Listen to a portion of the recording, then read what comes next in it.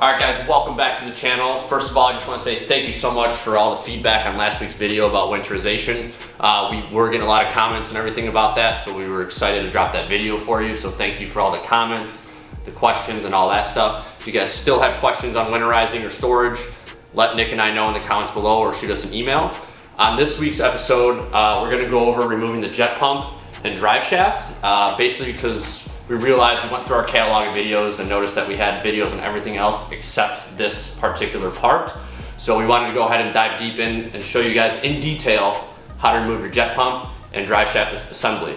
So without further ado, we're gonna get our tools ready and we're gonna get wrenching. All right guys, for starters, we're just gonna go over what tools you need. For this job, it's pretty basic. You just need a couple sockets, ratchet if you prefer a ratchet, or if they're really stuck on, bust out the big boy, the Milwaukee Surge, you know, impact gun or ratcheting tool, and that's really all you need for this job. So without further ado, we're gonna get working on that. All right, so the first thing I do when you're removing a jet pump is to remove the collar for the carbon seal if your ski has one. So this is a 96.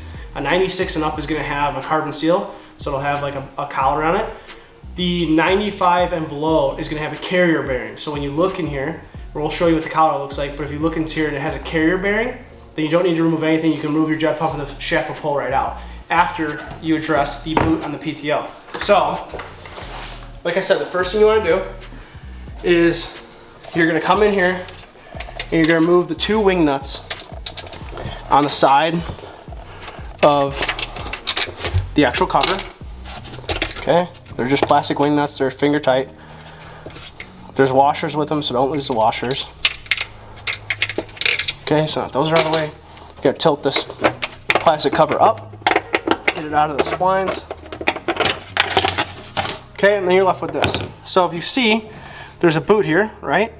If you don't undo this zip tie or clamp, if somebody's messed with it before, I'm sure there'll be a zip tie. If it's factory, there'll be a metal clamp. You need to undo this clamp first.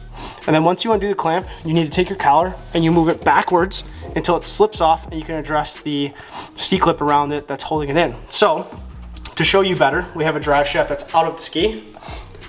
So, here's your drive shaft, right? It's in. Carrier bearing sits in here like this. Again, there's a boot that's grabbing this. If you don't undo the boot, you won't be able to pull the drive shaft out. You're gonna take this collar with the jet pump on. If you don't have the jet pump on, you're gonna have to have a buddy hold the back of the shaft. It's a pain in the ass, so keep the jet pump on. This is your first step. You're gonna take the collar, you're gonna pull it backwards, and then there's a C-clip here, right? You're gonna remove the C-clip.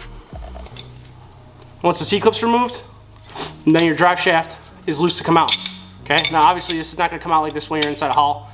It's just gonna sit here until you're ready to pull it, and then once you pull a drive shaft, this will go into the hull, and this is what you'll be left with. So, now that you have this removed, we'll show you how to remove the steering cable, the trim, and the pump itself. All right, the next step is going to be removing your steering nut or bolt nut. So I turn it all the way so I have access on the side and you're not fighting with the trim tabs. Well, yours probably won't have the ride plate trim tab, but whatever. Okay, so this is a 10 millimeter. So, undo that. Right, when I'm done with taking all my bolts out, I put them back together. I put them up there. Your next bolt that you're gonna address is there will be an 8 millimeter bolt. There's not a nut behind it. This is an aftermarket trim, so it's not the greatest example, but we'll explain how to do it. There's an 8 millimeter nut here that goes right into the plastic shaft. You're just gonna back that 8 millimeter nut out, and then you're gonna take your shaft and you're gonna pull it off to the side so that this is loose, and then it'll flop down. So once I get this off, I'll show you what I'm talking about. Now that the VTS linkage is off, you should be able to move your nozzle exactly like this. Your steering cable's off. So you're gonna take a 13 millimeter now, and you're gonna take the 4 bolts that are holding the actual venturi on. Okay.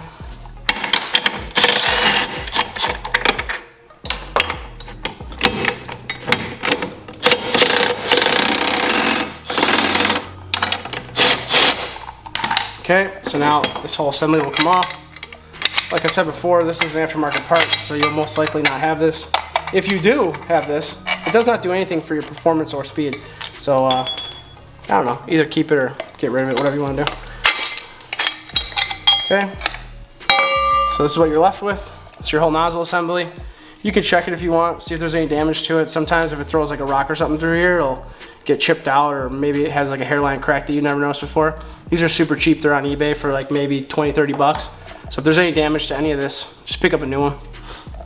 Okay, so if you're simply pulling this whole back end assembly off to replace the jet pump oil like we said in our last video, you don't have to pull this entire assembly off. If you checked your wear ring, and you can now look through here to check your gap and see if there's any kind of nicks or anything that you didn't notice before. But if there's no need to pull this, there's no reason to go back here and loosen all this silicone that's back here. It's a major pain in the ass if you don't have to do it. If you want to service it, you've never done it, definitely do it, or you're gonna replace your impeller or something like that, it's fine. Again, these are 3 8mm bolts. You'll pull it down, there'll be an O-ring inside of that. Check the O-ring on the cone. There is a Allen key up top, right? So all the oil will drain out, and then when you put it back on, make sure that you don't pinch this O-ring when you put it back on. You're gonna put it back on. When I put it on, I kind of spin it a little bit, just like I'll start this bolt hole over here and I'll spin it on and kind of walk it on so that I'm not shoving the whole thing on with the O-ring. And then when you fill this with oil, you're gonna fill it just like what you would with a differential. So if you've never done a differential before, you're gonna take your gear oil and you're gonna put it into this Allen key hole. That's the Allen key's out, the bolt's obviously out. So you're gonna fill it until it overflows, and then once it overflows, go like have a beer or whatever you wanna do, let it sit for a little bit, and then come back and check to make sure it's fully full, because if it gets some type of air bubbles in it, it'll give you the illusion that it's full, but it's not. And the last thing you want is to have not enough fluid inside of this to where it's causing damage to your bearings. So let it sit, let it level all of itself out, and then come back, check the fluid level. If it's full, put this Allen screw back in and make sure that it's just barely like embedded in the cone. You don't want to crack this all the way down, because if you do, it'll affect the actual shaft assembly, and it'll pinch it to where like it won't turn over if you just hammer it all the way in. So just barely past flush is where you want this. It's not going to leak, and then from there you can reassemble everything how we took it back off. You're done. But for those of you who are going further like we are, we'll show you the next steps to pull this. All right, so now we're gonna take a 17mm and we're gonna take off the 4 bolts that are holding it on. There is a nut, a lock washer, and another washer. So each one of these has 3 pieces to it. Washer, lock washer, nut. So when you pull this, you're not gonna be able to get these washers and stuff off right now. So when you pull it, make sure that you collect all of the washers and lock washers, like there's one, that are gonna collect in this ride plate. And we'll show you how to like gently pull it off so you don't lose all these. Okay, so now that that's done, we have to go inside the hull one more time to loosen some of our lines before we're able to pull it off, because this entire assembly is one piece. All right, so instead of showing you guys inside of a dark hull that's just kind of a pain in the ass to film, we're gonna show you it outside. So here's a crappy jet pump that I got laying around. These 3 barbs is what I'm talking about. So this is a 1/2-inch hose for your inlet, and then these are for your bailers, which when you create suction through the actual impeller, any water that you have in the hull, it pulls it out. It's a constant vacuum. So you're gonna have to unhook these 3 first before you can pull this pump. Now this, again, this is for a 96 and up. If it's a 95, like a XP 800 or 717 XP, whatever, you can pull this right now after you pull this 1/2-inch hose. So these should be zip ties. Just cut the zip ties off, pull the hoses off. This is an actual clamp. It's a worm clamp, so a flathead screwdriver to loosen it out, pull it, and then once you have these pulled, we'll be able to pull a pump, which we'll show you next. All right, so on 96s and up, every single one I've ever encountered, like I see some guys like rigging it against a tree and like ratchet strapping it off, and you might look at it and be like, what the hell is this guy doing? Sometimes it's like that. People gob the shit out of these with silicone, especially if they've done one before. I don't know why. Like I use neoprene rings and I've never had a single problem with it. I don't even use silicone on it, except for where those hoses that we just showed you, those fittings go through the hull. That's the only thing I use silicone on. So when you go to pull this, you're gonna pry up first, right? You should hear the silicone separate, and then you're gonna pry down, and you're gonna try to, if it's really on there, you're gonna try to walk the whole thing off. If you have a 95, you don't have to do shit. You can literally pull it straight out. There's just a neoprene ring in there, and it's a flat mating surface to the pump extension. It comes right off, butter. But these, since the fittings go through the hull, they're siliconed. So you're gonna walk it. If you have a cart, make sure the wheels are locked. You're gonna walk it up, walk it down, right? And just kind of like, as you're pulling up and down, wiggle it out. That one wasn't that bad. Some of them are pretty bad. But this is the area I'm talking. Ooh, we lost the freaking impeller boot. Cool. All right, but this is the area I'm talking about. So this one didn't really have a lot of silicone on it, so maybe this might have leaked, but I don't know. Again, this is a new ski dust, which is why we're doing all this for you guys. So when you go to put this back on, I use a neoprene ring, which is probably already on there, but some guys just got the shot with silicone. If you're using a neoprene ring, you put the neoprene, you clean up your pump housing, and then you just kind of like scrape it with a plastic razor blade or whatever. The neoprene ring is double-sided, or like sticky backed, so you're just gonna like stick it onto the ride plate. When you go to reinstall this, you're gonna put a nice thin bead of silicone around these fittings, and then you're gonna put the pump on, bolt it down to the torque specs, and you're done. 95, like I said, neoprene ring slides right on, you're done. There's a couple O-rings here, make sure they're intact. But now that the pump is pulled, you can reach inside of this, and since you already undid your boot and your collar that holds it onto the carbon seal, you can wiggle it out, and it comes straight out, okay? So, when this is out, there's a couple things you're looking for. Number one, you're looking to see if there's any like burn marks on this. If there is, it'll indicate that the engine is far out of alignment and it's rubbing on the carbon seal. Sometimes it won't be there, so we'll show you how to inspect the carbon seal. But there's bumpers right here on the end of every drive shaft, both ends. These bumpers are super cheap. They're like $1.25 on, man, that freaking boot's really on there. They're like $1.25 on OSD Marine. So replace these really quick. It takes nothing. When you replace them though, I will say, because this one's in the PTO and it's greased, kind of like what we showed in the maintenance video, grease will seep in behind this, and when you go to put the new one on, it'll like push itself, see how it's pushing itself out? So when you go to put the new one on, clear all the grease and stuff out of here, kind of really clean it up, clean the splines up, put the boot on, and then when you're, or the bumper on, and then when you're done putting the bumper on, it's all cleaned out and it's no longer walking itself out like that, right? You're gonna grease these splines on each side of it before you install, so that it's not metal on metal mating surfaces. So like I said, if this is what you're doing, you're wanting to pull your drive shaft and your pump, you're complete. We'll show you how to inspect the carbon seal now, but this is as far as you go with pulling the pump. Go clean your hands, boy. Okay, so here's our carbon seal. To pull this assembly off, it's just a flathead screwdriver, and then pulls off of the housing on the inside the ski. So hopefully you can see it on camera. Maybe I could try it with a screwdriver. But it's got a ridge. See how it's flat here? And then it's got this ridge here. And it's also oblong, right? So this is higher than the rest of it, oblong, egg-shaped, whatever you want to call it. So this obviously needs to be replaced.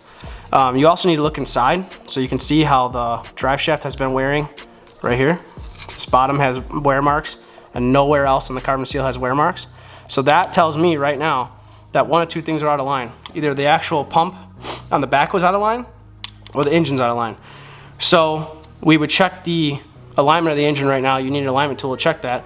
Since we're pulling the engine and we're redoing the ski, we're not gonna do that now. We've done a alignment video, so check that out. We'll link it below. But if you have these wear marks somewhere on your carbon seal, it's oblong, or if it's worn like this, well, actually, if you have the wear marks and it's oblong, your engine's out of line. If it's worn like this, sometimes it could have just been because this was on like crooked, or obviously somebody's messed with this before, but there could be a couple causes for this ridge here. It just wasn't riding correctly. But again, if it's oblong or it has some type of wear mark anywhere on the bottom of it, it's out of alignment. You need to check your engine alignment. Okay, so we'll just show you quickly what to do if you're gonna go to reinstall your pump. You're gonna take a flat blade. You're gonna take off all the silicone, try to take off any chunks of the fiberglass or gel coat, obviously, right? Make it as clean as possible. God damn it, I told you not to take any gel coat off. Okay, you just want to make it flat, right? There's a couple colors in here, so it's been done a couple times. Okay.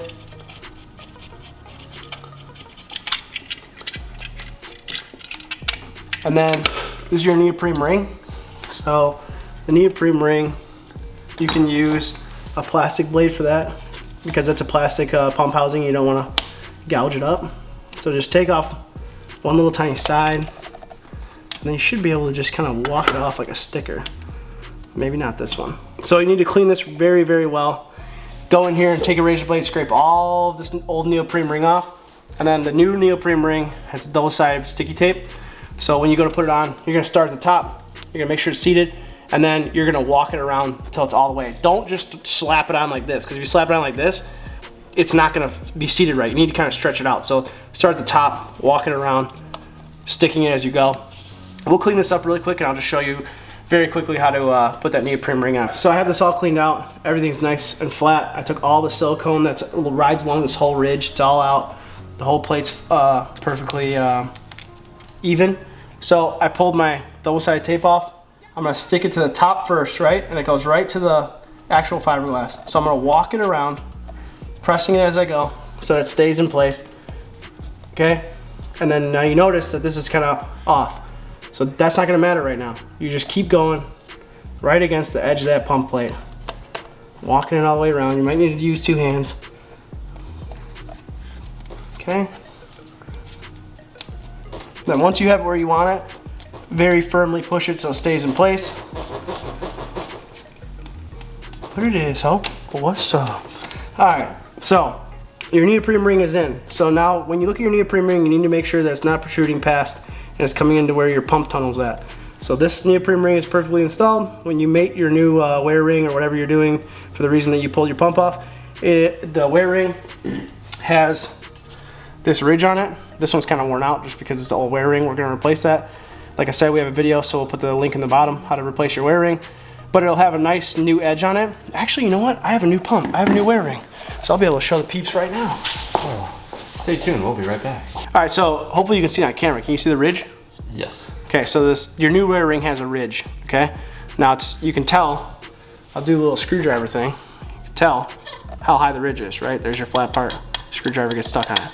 So when you put this on, when you put your new wear ring on, your jet pump on, this ridge will embed itself into that neoprene ring, sealing it completely. So that's how you install your neoprene ring. And then like I said, if you're now reinstalling your pump and you have a pump that looks like this one, you took it off, you need to take some RTV and you need to put a nice bead on the housing, not the actual barbs, but the housing. You need to put it along the bottom of this, all on the top, in between the middle of these, and then same thing here. It needs to go all the way around. And then when you seat it on, you're gonna have your hand behind this, so your drive shaft's in. You're gonna have your hand behind this, and you're gonna feel it when it hits the drive shaft, and you're gonna turn it just slightly until you can feel the teeth go in, and then you press it in. And then once you press it in, immediately go inside and make sure that when you press it in, you didn't get any silicone that's now blocking these passages, because if you wait like 45 minutes while you're installing the rest of this stuff and then you come back and put these in or don't notice it, you'll have a blockage and you'll have problems. So make sure you check these over to make sure you didn't get any silicone inside the actual barbs when you go to reinstall everything. All right, thanks for watching that video. We hope it answered all of your questions in regards to pulling out your jet pump and drive shaft. If you do run into any issues with the wear ring, we will link our other video in the description below as to how to replace that and inspect that. We appreciate you guys watching this. We know it was pretty down and dirty, but we felt like you guys needed that video as we had comments and emails saying, hey, do this video, do this video. So we cater to the people, ain't that right? That's right, dude. Pro tip. Pro tips. So we hope you enjoyed that video, and that's it for today. So we'll see you guys next week. Peace.